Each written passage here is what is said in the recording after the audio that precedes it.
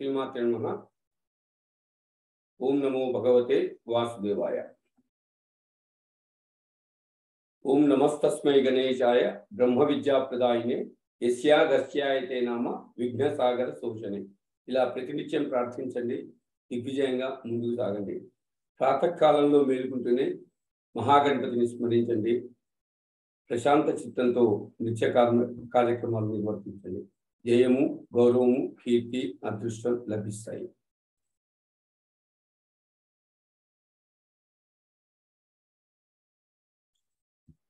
మనము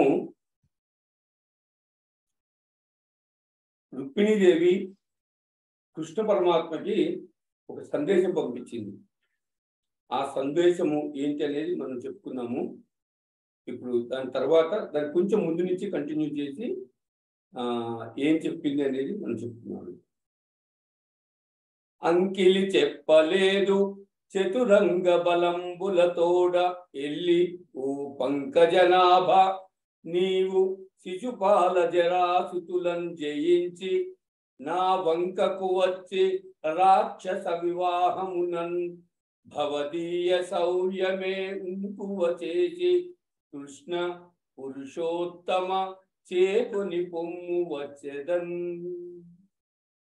రుక్మిణీదేవి కృష్ణుడికి ఇచ్చిన సందేశంలో చెప్తుందండి, కృష్ణ నీవు చతురంగ బలాలతో రావాలి, ఈశ్వర సంబంధమైన గుణాలు నా యందు ప్రవేశపెట్టాలి, నీవే నా దగ్గరికి రావాలి, నన్ను ధన్యురాలను చేయాలి, నాకున్న ఈ అరిషడ్ వర్గాలను అణచాలి, ఇంద్రియ లౌల్యాలని తగ్గించాలి, తగ్గించి రాక్షస వివాహం ద్వారా నన్ను నీ దాన్ని చేసుకోవాలని రుక్మిణి చెప్తుందండి. లోపలి సౌధంబులోన వర్తింపంగా తేవచ్చునే నిన్ను తెత్తునేని కావల వారల కల బంధువుల చంపికాని తేరాదని కమల నయన భావించదేని ఉపాయంబు చెప్పెద ఆలింపు. ఉపాయం చెప్తాను విను. కులదేవ యాత్ర చేసి నగరంబు వెలువడి నగజాతకున్నొక్క పెళ్లికి మునుపడ పెళ్లి కూతునెలమి మావారు పంపుదురు ఏనునట్లు పురము వెలువడి ఏ తెంచి భూతనాథు సతికి మొక్కంగా నీవు ఆ సమయమందు వచ్చి కొనుపుమ్ము నన్ను అవార్య చరిత. రుక్మిణి చెప్తుందండి,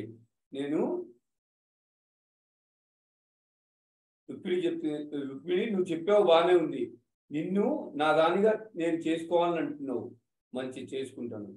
నీవు నన్ను పొందలేను అంటున్నావు, నీవు కన్యకామణివి అంటున్నావు, నువ్వు ఎక్కడో అంతఃపురంలో సౌధంలో ఉంటావు, నీ దాకా వచ్చి నేను నిన్ను తీసుకెళ్లాలంటే ఎందరినో చంపాలి మధ్యలో. నీ అన్నలే నీకు ప్రతిబంధకాలని నువ్వు చెప్తున్నావు, వాళ్ళని కూడా చంపవలసి ఉంటుంది. అడ్డు వస్తే ఆ భీష్మకుడిని కూడా నేను చంపాల్సి ఉంటుంది, మీ నాన్నగారిని. అప్పుడు ఇంతమంది తెగటారిపోయిన తర్వాత వాళ్ళ శవాలను చూసి నా కోరిక వల్ల ఇలా అయిపోయినారా వీళ్ళందరూ అని నీకు ఒక మోహ బుద్ధి ఏర్పడితే అని నేను అంటానేమో కృష్ణ. నేను అలా అన్ను, నీకు ఒక ఉపాయం చెప్తాను, నువ్వు ఎవరిని చంపక్కర్లేదు, నేను నీకు ఉపాయం చెప్తానంటుందని రుక్మిణి. అందుకు నీకు ఒక ఉపాయం చెప్తాను. మా వాళ్ళు పెళ్లికి ముందు నన్ను ఊరు చివర ఉన్న ఒక పరమశివుడి ఇల్లాలైన పార్వతీదేవితో కలిసి కూర్చున్న మహాదేవుడైన శంకరుడి ఆలయానికి పంపిస్తారు పెళ్లికి ముందు. నేను అక్కడికి వచ్చి అందరికీ పసుపు కుంకుమలు ఇవ్వగలిగిన ఆ తల్లి, ఆ సర్వమంగళాదేవిని అర్చన చేస్తాను. ఆ సమయంలో నా పక్కన రక్షణగా కొద్ది బలగం మాత్రమే ఉంటుంది. అప్పుడు వచ్చి నువ్వు నన్ను చూడడానికి నిలబడినట్టు నిలబడి నీ రథం ఎక్కించుకొని తీసుకెళ్ళిపో, నువ్వు నన్ను అలా తీసుకెళ్ళు అని ఉపాయం కూడా అమ్మవారే కృష్ణుడికి చెప్పిందండి, బోధ చేసింది అనమాట. అమ్మవారు అలా చెప్పడంలో రహస్యం ఏంటంటే అది సర్వస్య శరణాగతి అండి. మనస్సు అనేది ఎప్పుడూ ఒక గుణంతో ఉండదండి. సత్వ రజస్ తమో గుణాలు మారి మారి ఉద్భుతం అవుతుంటాయి. ఇప్పుడు అంటుంది ఆవిడ, నా యందు సత్వగుణం ఉన్నప్పుడు ఆ చిన్న లక్షణాన్ని ఆసరా చేసుకొని ఎప్పుడో నేను ఈశ్వరుడి గురించి వింటుండగా ఆలోచిస్తుండగా నేను చేసుకున్న ఒక చిన్న పుణ్యాన్ని అడ్డుపెట్టి నన్ను నువ్వు తీసుకెళ్ళిపో అంటున్నాను. దూర్జటి మహాముని అంటాడు, మా దూర్జటి అంటాడండి కాళహస్తీశ్వర శతకంలో, కేదారాది సమస్త తీర్థములు కోర్కిం జూడబోనేటికి కాదా ముంగిలి వారణాసి కడుపే కైలాస శైలంబు మీ పాద ధ్యానము సంభవించునప్పుడే భావింప అజ్ఞాన లక్ష్మీ జారిజ్యులు గారె లోకులు అకట శ్రీకాళహస్తీశ్వర. దూర్జటి అంటాడు, ఎంత గొప్పగా చెప్పాడు. ఎందుకు కేదారాది తీర్థాలకు పారిపోతారు? నిజంగా నువ్వు ఇక్కడే ఈశ్వరుని నమ్మితే సమస్త తీర్థక్షేత్రాలు నీ ముంగిట ఉంటాయి. నీవే ఈశ్వరారాధన చేసి ఆ చేయడం వల్ల నువ్వే త్రివేణి సంగమం అయిపోతావు. నువ్వు ఆ స్థితిని పొందాలి. నువ్వు తీర్థముల వెంట తిరిగితే నీకు ఆ స్థితి ఎప్పటికి వస్తుంది అని దూర్జటి అడిగినట్టండి. అమ్మవారు ఏమనిందంటే, నా యందు ఒక చిన్న సత్వగుణం ఉన్నప్పుడు దాన్ని అడ్డుపెట్టి నన్ను తీసుకెళ్ళంటుందండి. ఆ శరణాగతిలో ఈశ్వరుణ్ణి ఆవిడ తొందరగా చేరుకోవాలన్న తాపత్రయంలో తనకు ఉండిపోయిన చిన్న మంచితనం ఏదో దాన్ని అడ్డుపెట్టి దాంతో తీసుకెళ్ళవలసిందని ఈశ్వరుని ఆరాధన చేసి విజ్ఞాపన వేడుకుంటుందండి. ప్రాణేశ నీ మంజు భాషలు వినలేని కర్ణరంధ్రంబుల కలిమియేలా పురుషరత్నమ నీవు భోగింపగాలేని తనులత వలని సౌందర్యమేల భువన మోహన నిన్ను పొడగానగాలేని చక్షురింద్రియముల తత్వమేల దయిత నీ అదరామృతం బానగాలేని జిహ్వకు ఫలరస సిద్ధి ఏల నీరజాతనయన నీ వనమాలికా గంధమబ్బలేని ఘ్రాణమేల ధన్య చరిత నీకు దాస్యంబు చేయని జన్మమేల ఎన్ని జన్మములకు. ఎంత బాగా చెప్పిందంటేనండి, ప్రాణేశ నీ గురించి వినని ఈ చెవులు ఉన్నా ఒకటే ఊడిపోయినా ఒకటే. శిశుపాలుడు నీ గురించి మాట్లాడు, అతడు నీకు శత్రువు. అందుచేత అతని భర్తృత్వం నాకు అక్కర్లేదు. నిన్ను చూడడానికి పనికిరాని కళ్ళు ఉన్నా ఒకటే ఊడిపోయినా ఒకటే. నాకెప్పుడు నిన్ను చూడాలని ఉంటుంది. నాకెప్పుడు కూడా నీ అధరామృత పానం చేయాలని ఉంటుంది. నువ్వు అనుభవింపని ఈ సుందర సుకుమార శరీర లావణ్యం ఎందుకు కొరగానిది? నిరంతరం నిన్ను గాఢాలింగనం చేసుకొని నీ మెడలో ఉన్న వనమాల వాసన చూడాలని నా కోరిక కృష్ణ అంటుంది. ఎన్ని జన్మలెత్తితే ఎందుకు? ఎంత పెద్ద శరీరాలు వస్తే ఎందుకు? నీ సేవ చెయ్యని శరీరం ఉన్నా ఒకటే, ఊడిపోయినా ఒకటే. అందుకని నాకు నీ సేవ చెయ్యాలని ఉంది అంటుందండి. ఏ నీ గుణములు కర్ణేంద్రియంబుల శోక దేహ తాపంబులు తీరిపోవు, ఏ నీ శుభాకారమీక్షింప కన్నుల కకిలార్తలాభంబు కలుగుచుండు, ఏ నీ చరణ సేవలే పొద్దు చేసిన భువనోన్నతత్వంబు పొందగలుగు, ఏ నీల సన్నామమే ప్రొద్దు భక్తితో తడవిన బంధ సంతతులు వాయు అట్టి నీయందు నా చిత్త మనవరతము నచ్చియున్నది నీయాన నానలేదు, కరుణ చూడు ముఖం సారి కలవిదారి శ్రీయుతాకార మానిని చిత్త చోర అని రుక్మిణి ప్రార్థిస్తూ ఆ ఉత్తరంలో మెసేజ్లో పంపిందండి. ఈశ్వర, నీ గుణాలను వింటుంటే, ఈశ్వరుడి కథలు వింటుంటే సంసారంలో తిరగడం వలన కలిగిన తాపము ఉపశాంతి పొంది మనస్సు చల్లబడి హాయిగా ఉంటుంది.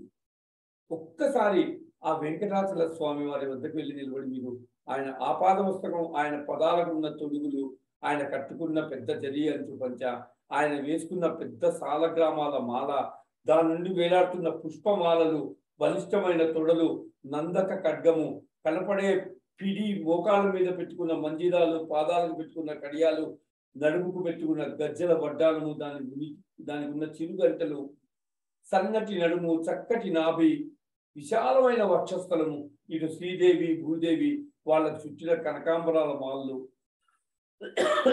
బలిష్టమైన భుజమూపురాలు, కుడి చేతిలో చక్రము, ఎడమ చేతిలో శంఖము, శంఖ చక్ర గదా పద్మాలను పట్టుకొని చతుర్భుజుడై కుడి చెయ్యి తన పాదాలను చూపిస్తుంటే ఎడమ చెయ్యి నడుము మీద పెట్టుకుంటూ ఎవరు తన పాదాలను నమ్ముతున్నారో వాళ్ళకి సంసారము నడుము వరకే వస్తుందని సంకేతిస్తూ చక్కగా 3 ముడతలు కలిగిన కంబు కంఠం కలవాడై చిన్ని కంఠంతో, చిన్ని పెదవుతో, దాని మీద సంపంగి మొగ్గ లాంటి ముక్కుతో, పెద్ద పెద్ద ఊర్ధ్వ పుండాలతో, దాని మీద వజ్ర వైడూర్య మరకట మాణిక్యాలతో నిర్మించబడిన పెద్ద కిరీటంతో, భుజాల మీద నుండి వేలాడుతున్న తోమాలతో ఆ స్వామిని ఆపాద మస్తకం గోవిందనామాన్ని జపిస్తూ చూడడంలో నా కన్నులు ఎంత ఆనందాన్ని పొందుతున్నాయి.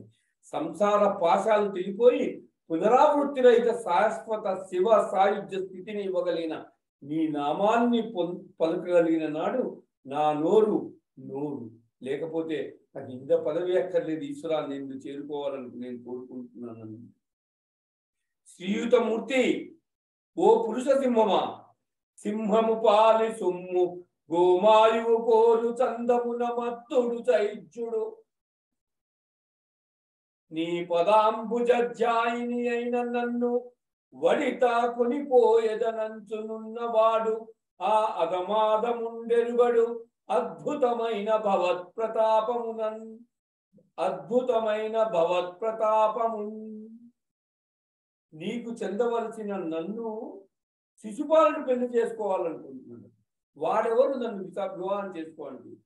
నువ్వు పురుష సింహానివి.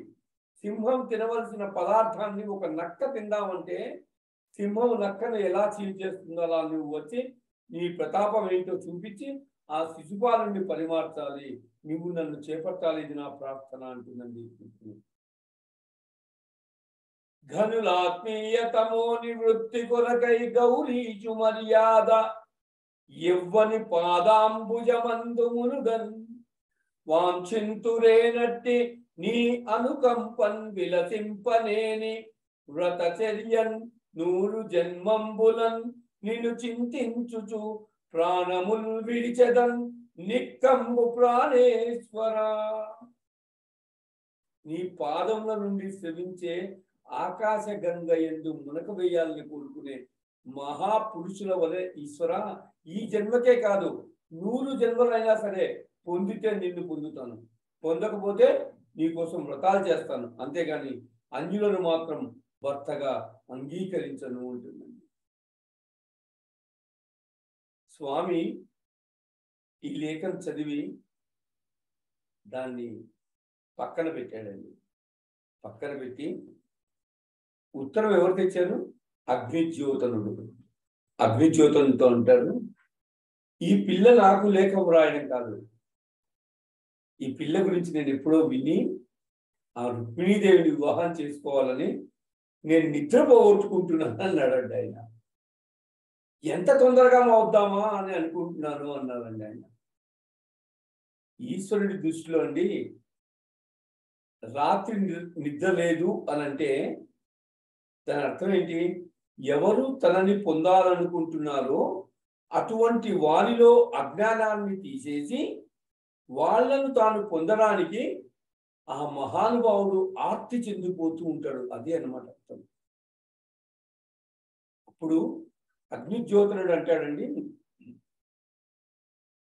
ఆ ఎలనాగ నీకు దగు అంగనకుందగ్గు నీవు మా ఉపాధ్యాయుల ఆన పెండ్లి అగు తప్పదు జాజ్యములేల నీవు నీ తోయము వారి కూడుకొని తోయలు ఆనన తెత్తుగాని విచ్చేయుము శత్రులను నిరుము చేయుము చేయుములో చేయుము శోభనం బిలన్. ఆ అమ్మాయి నీకు తగింది, ఆమెకి నువ్వు తగినవాడివి. మేము గురువులము, నేను అగ్నిజ్యోతులని. అగ్ని అనేది స్వయం ప్రకాశకము, అజ్ఞానాన్ని దగ్ధం చేసేస్తుంది. అటువంటి భగవంతుడు చూపించేవాడు గురువు. గురువు ఈశ్వర దర్శనాభిలాషి అయిన వాడిని భగవంతుడి వైపు తీసుకువెళ్తాడు అని చెప్పాడు. ఆచార్య వేద సంపన్న విష్ణు భక్తో విమత్సర మంత్రార్థ మంత్రతత్వజ్ఞ సదా తత్వార్థ చింతక ఏవం లక్షణ సంపన్న ఆచార్యేతి కీర్తితః గుకారశ్చాందకారస్తు రుకారస్తన్నిరోధకః అంధకార వినాశిత్వాత్ గురురిత్యభిధీయతే. అజ్ఞానాన్ని తొలగదేసి జ్ఞానం వైపుకి నడిపించగల సమర్థుడు గురువు అండి. మేము గురువులము, ఆశీర్వచనం చేస్తున్నాము, మీ ఇద్దరికి వివాహం అవుతుంది, ఇంకా ఎందుకు ఆలస్యం?